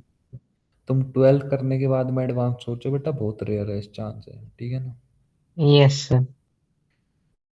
भाई उनके मम्मी पापा बहुत ज़्यादा भाई नीट के बच्चे हैं जो हमारे साथ प्रिपरेशन करते थे, 9th क्लास में थे वे बच्चे प्रिपरेशन कर रहे थे और हमसे तो बहुत ज़्यादा जानते थे भाई उस टाइम पे। यस ये बहुत एडवांस माँ बाप होते हैं। अब हमारे गांव में से ही जा रखा है एक लड़का, जा रखा है, वो 6th क्लास में था तब कोटा चला गया था, वो 6th क्लास से कोटा में ही है तब से। अब क्या बता पढ़ रहा है भगवान जाने, कोई चोरी कर रहा है। यस। चलो। तो इतना भी अर्ली नहीं होना चाहिए, लेकिन हाँ बेटा 8th 9th यस में सर। डाल दो। सर मैं एक बच्चा जेई मेंस वाला मिला मेरे को। मैं उसको क्वेश्चन दिया, हम्म, ये कि भाई देख, मैं चेक करना था मैं कितना पढ़ाई कर रहा हूँ। इलेक्ट्रोमैग्नेटिक हम्म, इंडक्शन का क्वेश्चन दिया। हालांकि हम्म, मेरे को भी क्वेश्चन नहीं आता क्योंकि मैं रिवीजन कर रहा था उस टाइम बैठ के। हम्म, और वो हम्म, उसका तो जेई मेंस अभी कुछ मतलब पता नहीं, अलग अलग टाइम पे लोग दे रहे हैं जेई मेंस का। एक हम्म। कोई कल दिया, कोई परसों दिया, ऐसे करके। हाँ बेटा अलग तो अलग शिफ्ट में होता है वो। वही हम्म, वो एक बच्चा दे दिया था, बोल रहा था भाई मेरा तो बढ़िया गया है, मेरा तो अच्छा गया है, हम्म, 90 हो जाएगा, 90 हो जाएगा। और हम्म, मैं उसको दिया क्वेश्चन। अब वो फॉर्मूला ही अलग लगा रहा है, हम्म, बीएलवी लगाना था और हम्म, वो क्यूएलवी लगा रहा है, क्यूएलवी लगा रहा है। तो हम्म, वो वो पढ़ने लिखने वाला बच्चा था कि वो बस फॉर्मूला भूल गया? अरे बेटा नहीं बेटा, ऐसा कुछ ना था। बच्चे एक दूसरे को परेशान करते हैं बेटा, जिसका जेई मेंस निकल जाता है ना। क्योंकि जब मेरा नीट निकला था ना, मेरे आज भी बेटा फॉर्मूला बहुत ज्यादा टिप्स पे है, ठीक है ना। और ये तभी क्या है, मैं कोई फॉर्मूला बैठ के रिवाइज नहीं करता। तुम मेरे से कोई भी फॉर्मूला पूछो, मेरे आज भी याद है, भले ही 11th का पूछ लो, ठीक है ना। Yes sir. मैं ये मानता हूँ कि मेरे को 97 to 98% फिजिक्स का फॉर्मूला याद है, ठीक है। और यस जो सर। फॉर्मूला याद नहीं है उनके मेरे को सिर्फ डेरिवेशन आते हैं। और ये मेरे आज नहीं है कि मैं आज बैठ के तुमको पढ़ा के बने हैं, बेटा तब की याद है जब मैंने नीट किया था, यस ठीक है। सर। 2020 की बात है ये, ठीक है ना। तो उस टाइम पे जब मैं नीट की प्रिपरेशन कर रहा था वहाँ पे नोएडा में रह के, तब से ही बेटा मेरे को ये फॉर्मूले सारे याद है। लेकिन क्या करूँ। Yes sir. नहीं सर, वो बोल रहा था कि उसका अच्छा गया है और वो हाँ हो उसका सकता है, फॉर्मूला नहीं याद है। हो सकता है भाई किसी का एनालिटिकल माइंड ज्यादा हो। क्योंकि बेटा नीट में जस्ट लाइक टाइम का खेल है, मेंस में और एडवांस में टाइम का खेल नहीं है, ठीक है ना। मेंस में यस एडवांस सर। में तुमको सारे क्वेश्चन नहीं करने हैं। नीट में भाई तुमको 160 क्वेश्चन अगर नहीं करोगे तो सिलेक्शन भूल जाना, तुम्हारा सिलेक्शन नहीं हो पाने का। Yes sir.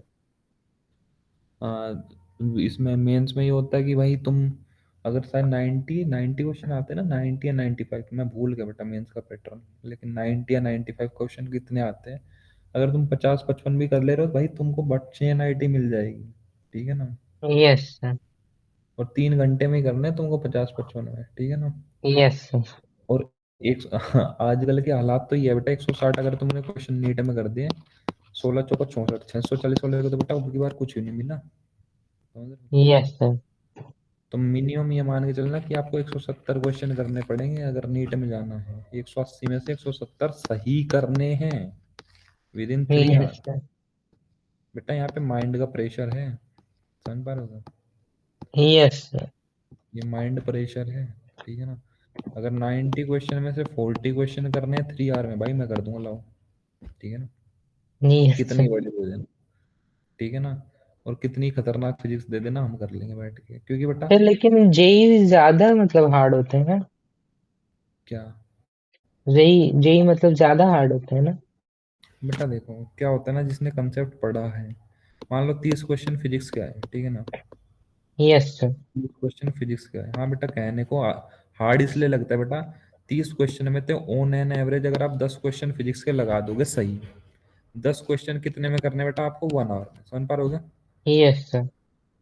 इधर इधर मान लो 45 क्वेश्चन है, और 45 में से बेटा 40 क्वेश्चन आपको फिजिक्स के करने ही करने पड़ेंगे 1 आवर यस में। सर।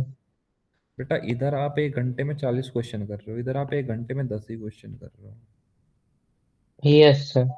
ठीक है। आपके पास टाइम ज्यादा है, माइंड ज्यादा सोच सकता है। वहां पे बेटा माइंड अंडर प्रेशर रहेगा, और तुमको पता है अंडर प्रेशर आदमी काम गलत ही करता है। तो नीट का पेपर आसान आता है अगर वो पेपर करना हो 4 घंटे में या 5 घंटे में, समझ रहे हो। Yes sir. लेकिन 3 घंटा सुन के ना बेटा अंडर प्रेशर इंसान आ जाता है, तो उसका माइंड इतना ज्यादा नहीं काम करता, ठीक है ना। Yes sir.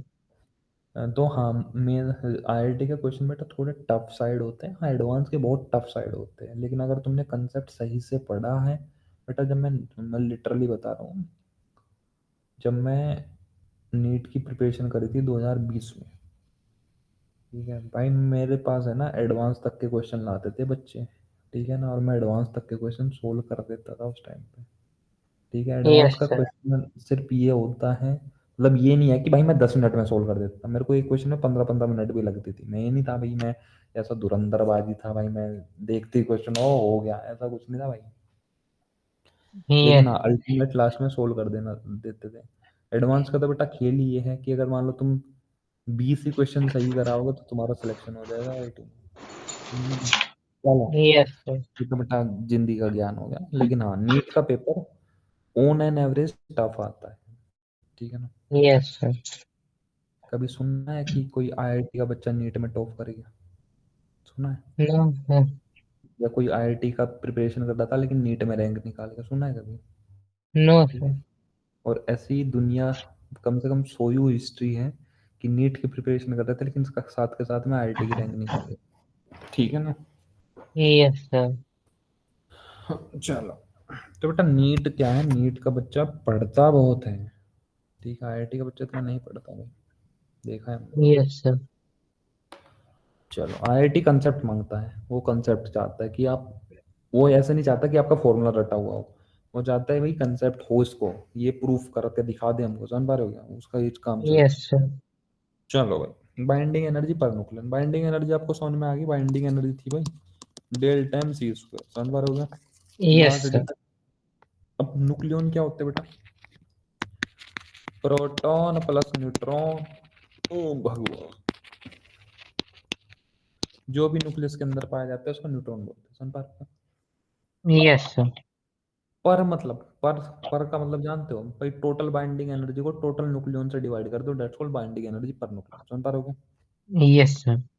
ठीक है ना। तो binding energy require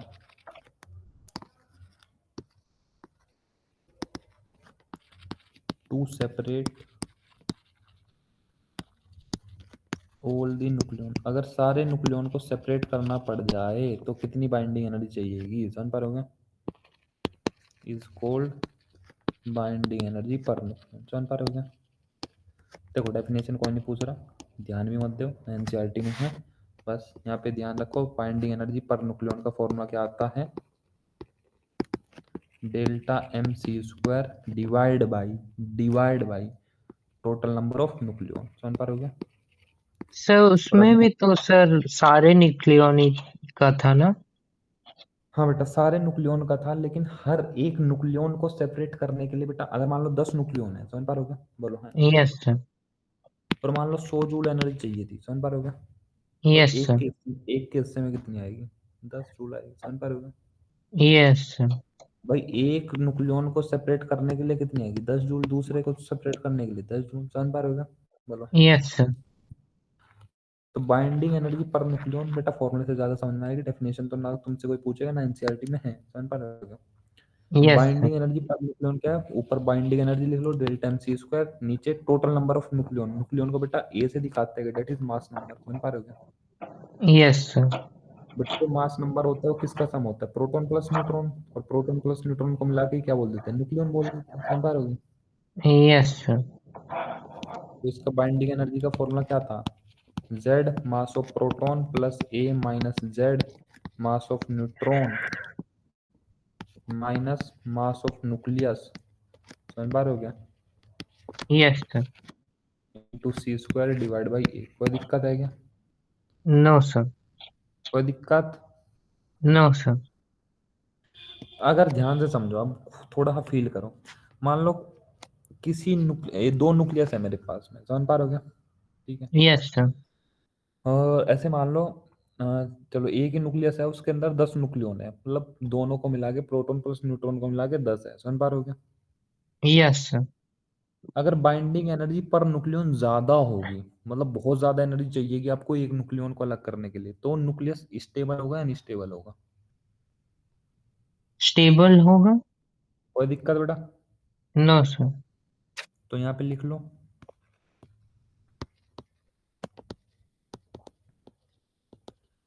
more the binding energy per nucleon means more the stability of the nucleus, ये लाइन बहुत ही इंपॉर्टेंट है, समझ पा रहे हो। Yes sir. एक बहुत प्यारा क्वेश्चन कराता हूँ जिससे बेटा दिमाग खोल देता है question.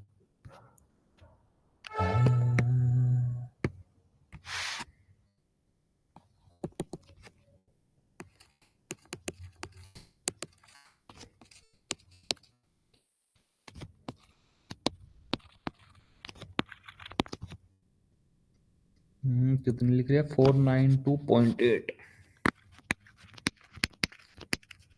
Million electron volt, iron कितनी है, और बिस्मिथ, बिस्मिथ भी एक एलिमेंट होता है बेटा ग्रुप 15 का, इसकी है बाइंडिंग एनर्जी जी है 1640 million electron volt,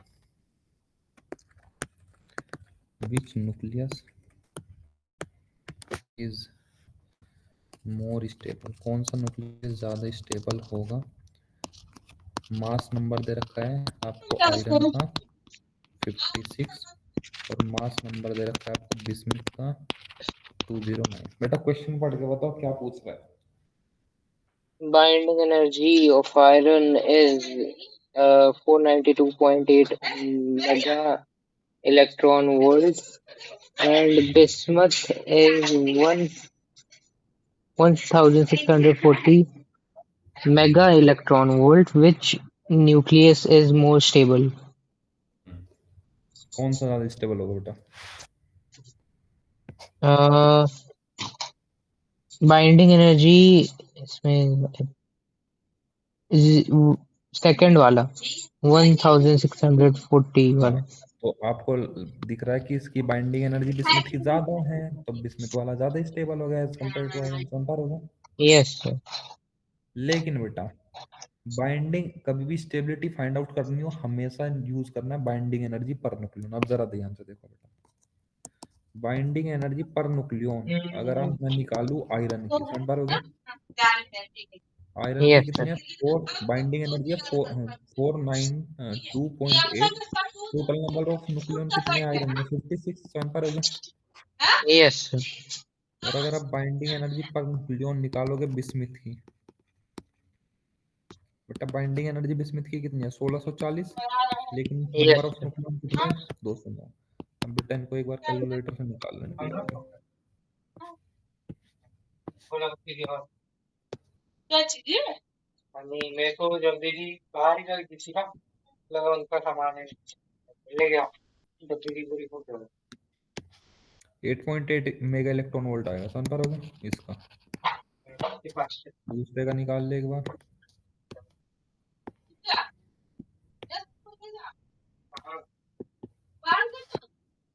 7.84 mega electron volt. समझ पा रहे हो? Yes sir. बेटा किसकी बाइंडिंग एनर्जी पर न्यूक्लियन ज्यादा है? आयरन। तो बेटा किसका न्यूक्लियस ज्यादा स्टेबल होगा? आयरन। समझ पा रहे हो? फंस जाता है बच्चे इस क्वेश्चन में बहुत जल्दी। Yes sir.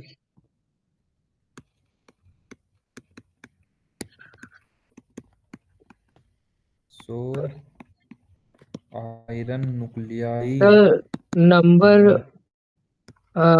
Number of nucleons अगर सेम बोल दिए और बेटा बोल दिए सेम थोड़ा कि ना हो पाएगा।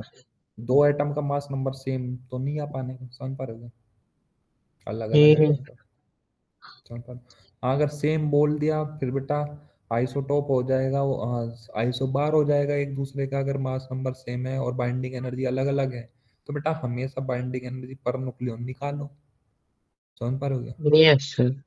ठीक है, तो बाइंडिंग एनर्जी पर न्यूक्लियन क्या आएगी? उनकी सेम आ जाएगी। समझ पा रहे हो? Yes sir. तो फिर तो दोनों की क्या ही निकालोगे, तो कुछ नहीं निकालने के। ठीक है ना? चलो भैया, यहाँ पे बेटा आपका चैप्टर ही समाप्त होता है। ठीक है ना? Yes sir.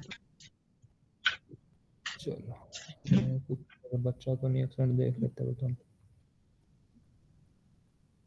अच्छा, हल्का फुल्का डी के बता देता हूँ। डी के क्या होता है? डी के देखो बेटा, अब आपको पता है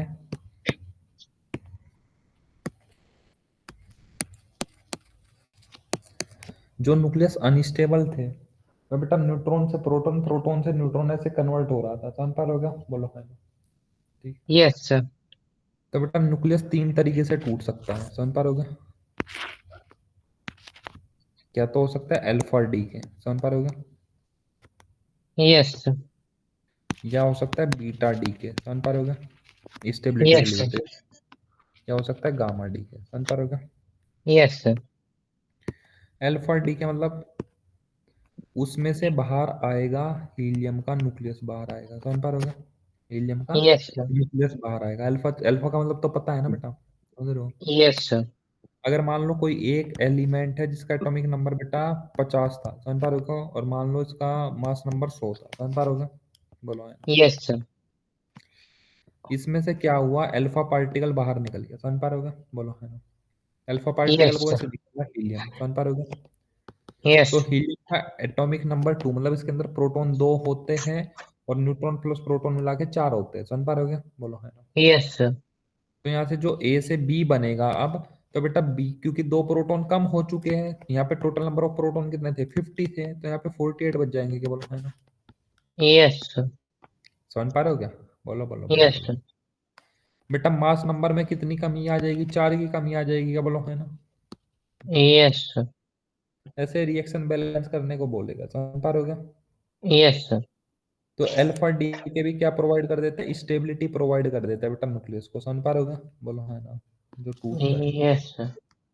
समझ पा रहे हो क्या? अब बीटा डी के बेटा हमने 2 प्रकार के देखे थे, क्या तो बीटा पॉजिटिव होगा, बीटा नेगेटिव होगा, समझ पा रहे हो क्या? बोलो, है ना? Yes sir. जब बीटा नेगेटिव निकलेगा तो बेटा एक उसके साथ में एक पार्टिकल निकलता है एंटी न्यूट्रिनो, हमेशा ध्यान रखना। और जब बीटा पॉजिटिव निकलता है तो उसके साथ एक पार्टिकल निकलता है न्यूट्रिनो, ये याद रखना बेटा, न्यूट्रिनो। Yes sir. और ये होता है एंटी न्यूट्रिनो। अभी सब दिखाता हूँ क्या कैसे क्वेश्चन आएगा। एंटी न्यूट्रिनो, एक सेकेंड।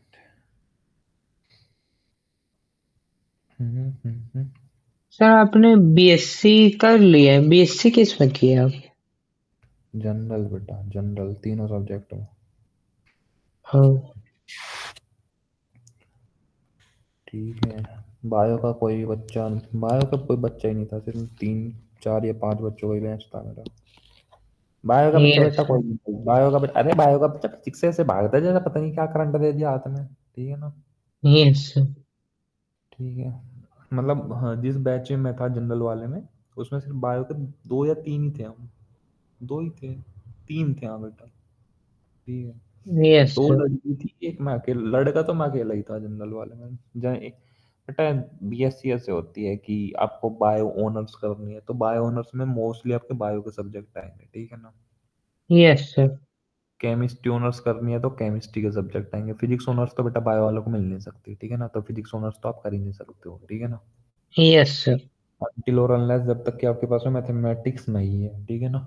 लेकिन हमने सोचा कि भाई फिजिक्स तो नहीं छोड़ सकते, तो हमने जनरल वाला डाल दिया। मैं बोला बेटा तब पढ़ाना पड़ेगा तुमको। पढ़ाते कुछ नहीं है यस भाई। सर। चलो अब जरा देखो बेटा, अगर मान लो कोई एक एटम है जिसका एटॉमिक नंबर ए था, हाँ सॉरी, मास नंबर ए था, एटॉमिक नंबर जेड था, समझ पा रहे हो क्या? Yes sir. इसके अंदर से बेटा इलेक्ट्रॉन निकल गया, समझ पा रहे हो क्या? बोलो, है ना? Yes sir. इलेक्ट्रॉन निकल गया, मतलब नेगेटिव चार्ज, मतलब बीटा नेगेटिव निकल गया, समझ पा रहे हो क्या? बोलो। Yes sir. बीटा नेगेटिव का मतलब होता है इलेक्ट्रॉन, और बीटा पॉजिटिव का मतलब होता है पॉजिट्रॉन, समझ पा रहे हो क्या? बोलो, है ना? अब जरा देखो यस सर। बेटा, Z किसको रिप्रेजेंट करता है, नंबर ऑफ प्रोटॉन को। तो बेटा इलेक्ट्रॉन निकला है, प्रोटॉन तो नहीं निकला, तो बेटा एटॉमिक नंबर तो सेम रहेगा, बोलो, है ना? समझ पा रहे हो? Yes sir. इतनी बात क्लियर है क्या? लेकिन यस सर। अगर बेटा एक इलेक्ट्रॉन बाहर निकल गया, ध्यान से समझना बेटा, अगर, हाँ अरे सॉरी, ध्यान से सुनो, अगर एक, मान लो, ऐसा ऐसे सुन लो बेटा, पहले मान लो एक सोडियम का एग्जांपल ले लो, सोडियम 11 और 23 होता है, समझ पा रहे हो क्या? समझना बेटा यस ध्यान सर। से। तो इसके अंदर बेटा 11 प्रोटॉन होते हैं और 11 इलेक्ट्रॉन होते हैं, न्यूट्रल की बात कर रहा हूँ, समझ पा रहे हो क्या? समझ रहे हो? Yes sir. अगर मैं इसमें से एक इलेक्ट्रॉन बाहर निकाल दूं तो बेटा प्रोटॉन कितने रह जाएंगे, 11 रह जाएंगे, लेकिन इलेक्ट्रॉन कितने रह जाएंगे, 10 रह जाएगा, समझ पा रहे हो क्या? बोलो, है ना? Yes sir. तो प्रोटॉन ऐसे दिखाई पड़ेगा क्या कि एक ज्यादा है प्रोटॉन, दिखने में आपको ऐसा दिखाई पड़ रहा है ना कि एक ज्यादा है प्रोटॉन, समझ पा रहे हो क्या? Yes sir. तो बेटा यहाँ पे जो बनेगा, जो दूसरा एटम बनेगा, जिसको मैं वाई से रिप्रेजेंट कर रहा हूँ, उसमें बेटा मेरे को ऐसे प्रोटॉन एक ज्यादा दिखाई पड़ रहा होगा क्या, होगा नहीं, लेकिन दिखने में दिखाई ज्यादा पड़ रहा होगा, समझ पा रहे हो क्या? Yes sir. लेकिन बेटा क्योंकि इलेक्ट्रॉन का तो कोई मास होता नहीं है, ना के बराबर मास होता है, तो मास पे तो कोई इफेक्ट डालेगा ही नहीं, तो मास नंबर तो ए ही रहेगा, समझ पा रहे हो क्या? बोलो, है ना? Yes sir. क्या ये बात क्लियर है क्या? कभी भी बेटा इलेक्ट्रॉन निकले तो उसके साथ में एक पार्टिकल और निकलता है, एंटी न्यूट्रिनो, याद कैसे रखोगे, इस पे भी नेगेटिव, ऐसे ऊपर नेगेटिव लगा रहता है, इस पे भी एक ऊपर नेगेटिव ऐसे बार टाइप लगा दो। अब ये निकलता क्यों है बेटा, ये मोमेंटम कंजर्वेशन के लिए निकलता है। अब कॉम्पिटेटिव लाइफ में जाओगे बेटा, आपको यहाँ पे इस चैप्टर में बहुत मोमेंटम कंजर्वेशन आता है, और ये चैप्टर बहुत हार्ड बन जाता है, समझ पा रहे हो? Yes sir. लेकिन अभी बस इतना याद रख लेना, अगर कोई पूछे कि भाई ये एंटी न्यूट्रिनो निकल क्यों रहा है, due to conservation of momentum, बेटा सोच के देखो, ध्यान से सोच के देखो। बेटा अगर ये कोई एक पार्टिकल है और ये एकदम से रखा रखा टूट जाए और ये एक पार्टिकल टूट के इधर जाए तो बेटा दूसरा वापस इधर जाता है क्या? सोच के देखो बेटा। Yes sir. ठीक है, तो अगर ये इलेक्ट्रॉन इधर गया निकल के तो बेटा ये दोनों पार्टिकल उसके अपोजिट साइड में जाते हैं ताकि मोमेंटम कंजर्व रहे। बेटा बहुत बड़ा टॉपिक होता है, ठीक है ना, 11वीं में। तो इतनी बात क्लियर है कि जब भी इलेक्ट्रॉन निकलेगा उसके साथ में एंटी न्यूट्रिनो निकलेगा। बेटा ये बैलेंस करना सीख लो रिएक्शन। मोस्टली क्वेश्चन आप एक दो क्वेश्चन आपको बैलेंसिंग में ही फंस जाएंगे, ठीक है ना बेटा। Yes sir. अच्छा जी, अब जरा देखो, ये तो बीटा नेगेटिव की बात होगी। अगर मान लो ऐसा हो Z है, A है, लेकिन पॉजिट्रॉन निकल रहा है। पॉजिट्रॉन मतलब बीटा पॉजिटिव पार्टिकल, समझ पा रहे हो क्या? बोलो है यस सर। बेटा। पॉजिट्रॉन निकल रहा है, पॉजिट्रॉन का मास तो कुछ होता नहीं है इलेक्ट्रॉन की तरह, तो यही लिख लो ऊपर। समझ पा रहे हो क्या? मास नंबर पे तो कोई इफेक्ट है नहीं डालेगा। समझ पा रहे हो क्या? बोलो। Yes sir. लेकिन ऐसा लग रहा है कि एक पॉजिटिव पार्टिकल बाहर निकल रहा है, तो अगर एक पॉजिटिव पार्टिकल बाहर निकल रहा है तो एक पॉजिटिव कम हो जाएगा क्या? सोच के देखो। Yes sir. कोई दिक्कत? No sir. गामा डी के कुछ नहीं होता, गामा डी का होता है एनर्जी पार्टिकल। समझ पा रहे हो क्या? Yes sir. इसका कुछ नहीं होता। ये क्यों निकालता है? क्योंकि बेटा अगर न्यूक्लियस में से गामा पार्टिकल बाहर निकल गया है, मतलब इस पर ना कोई चार्ज होता ना कोई मास होता। समझ पा रहे हो क्या? इसका कोई चार्ज नहीं होता, नो चार्ज एंड नो मास। समझ पा रहे हो क्या? Yes sir. के पास एनर्जी होती है। तो बेटा ये निकलता क्यों है? अगर न्यूक्लियस को बेटा हल्का सा स्टेबल होना है तो गामा पार्टिकल बाहर निकाल देता है। उसकी वजह से क्या होता है, हल्की सी एनर्जी बाहर निकल जाएगी। जैसे हल्की सी एनर्जी बाहर निकलेगी तो बेटा जो न्यूक्लियस होता है वो स्टेबल बन जाएगा। समझ पा रहे हो क्या? बोलो। Yes sir. इतनी बात क्लियर है? Yes sir. बस ये यहाँ तक कहानी थी। कहानी हो चुकी है बेटा खत्म। समझ रहे हो क्या? Yes sir. अब बेटा क्वेश्चन तो मैं कल ही करूंगा इसके। यहाँ तक बेटा इसके यस नोट्स सर। बनाओगे ना, ठीक है ना, अच्छे से। Yes sir. तुम्हारा फिनिश हो चुका है। अब कुछ चैप्टर नहीं करना। फिनितो। कल बेटा मैं इसके क्वेश्चन फिनितो। करा दूँ यस सर। सारे, जितने भी हो पाएंगे। कितने थे? 39 है ना, 30 35, 39 ही है ना क्वेश्चन। हो जाएंगे 39 तो 1 घंटे में हो जाने चाहिए। Yes sir. 30 या 32 कर लेंगे, कोई दिक्कत वाली बात नहीं है। उसके बाद में हम सेमी कंडक्टर करके दूसरी किताब बंद करेंगे बेटा, ठीक है ना। Yes sir. बहुत टाइम लगा दिया वैसे मैंने दूसरी किताब में, बहुत धीरे धीरे धीरे धीरे पढ़ा दिया। रे और वेव को बहुत टाइम दे दिया मैंने। Yes sir. रे ऑप्टिक्स और वेव ऑप्टिक्स, चलो कोई नहीं भाई, रिवीजन में तुमको काम आएगी। यस चलो सर। तुम भी खाना खा लो, हम भी। कल तो नहीं जाने स्कूल में? नहीं सर, 3 और 4 नहीं जाने। चलो तो ठीक है, कल मिलते हैं। Yes sir.